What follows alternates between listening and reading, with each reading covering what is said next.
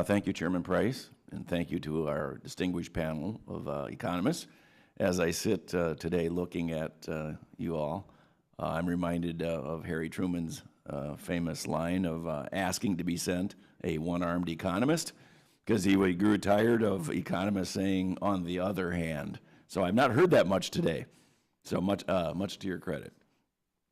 Dr. Cochran, the grumpy economist, I guess to be called. People have said that politics has become a joyless profession. I didn't know economics was the same. Our economy, as someone said in their opening remarks, is growing at 50% of the post-World War II average. 50%. What do you think is holding back the economy?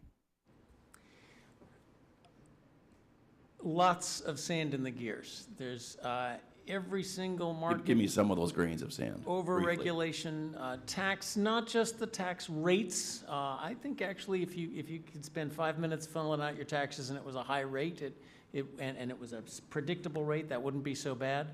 I think the complexity is in fact really hurting the growth, because lots of businesses are structured around taxes and everybody's in Washington coming to get their special deal as opposed to just the tax rate. So yeah, regulation and economic law, labor law, we put so many barriers between your desire to hire someone and how much money he or she takes home and their ability to work. There's just sand in the gears everywhere.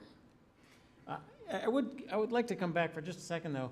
On the corporate taxes, we got to remember every cent of corporate tax comes from higher prices, lower wages, in theory lower returns to shareholders, but they just go overseas if they don't get what they want. So almost all comes from people, higher prices or lower wages, and typically those aren't high income people. So in fact, if you reduce corporate taxes and tax the people who get the profits, you even get a more progressive tax code, as well as reducing all the incentives for all of those guys to be here every December to come down and ask for some special credit or deal. Dr. Holtz-Aiken, this is somewhat of a lightning round. I've got 6 quick questions for you. They're all about growing the economy. Would reducing the corporate tax rate, yes, which is the highest of developed nations, would it help grow the economy? Yes. Would reducing the regulations on the private sector help grow our economy? Yes. Can I expand on that? Yeah, I just absolutely. want to emphasize, we do a lot of work on measuring the regulatory burden at AAF. Sam Batkins has the portfolio. And if you just take what the agencies report as the cost of final regulation, I'm not even saying they're right. I have good reasons to suspect they're too low, and simply add up the cumulative cost of the regulatory burden since 2009, it's $800 billion in new burden costs. That's a $100 billion disguised tax increase every year for 8 years. I know there are benefits to regulation, but it's hard to imagine that that's not harming the growth rate of this economy.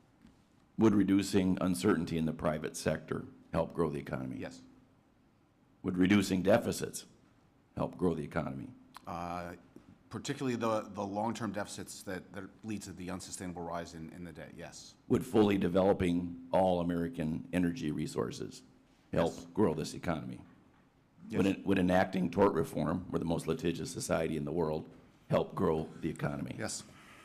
Well, that was quick. Thank you for your answers. My last question, Dr. Bernstein.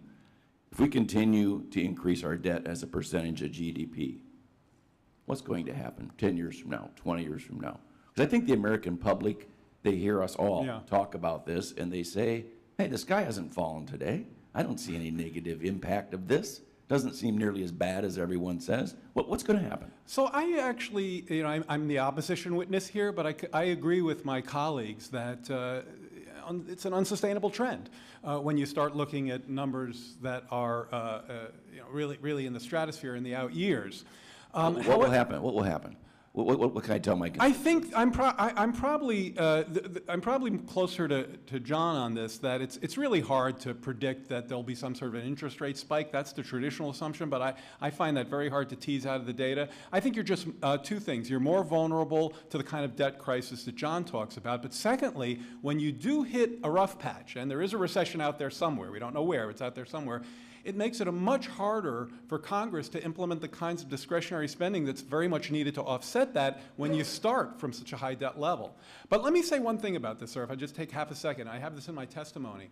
While we're all bemoaning the increase in the debt, we all agree on that, if you actually look at the improvement in the trend, say since 2010, it's quite significant. The debt was like unbelievably unsustainable before, now it's unsustainable. So I'm not saying that that's a great outcome, but improvements have been made, and they've been made largely through the channel of low interest rates, but also from the slower growth of healthcare spending, which I attribute in part to the Affordable Care Act. Now, we may disagree on that, but that's a really important point in my view. Gentleman's time. Thank you. I'll yield back the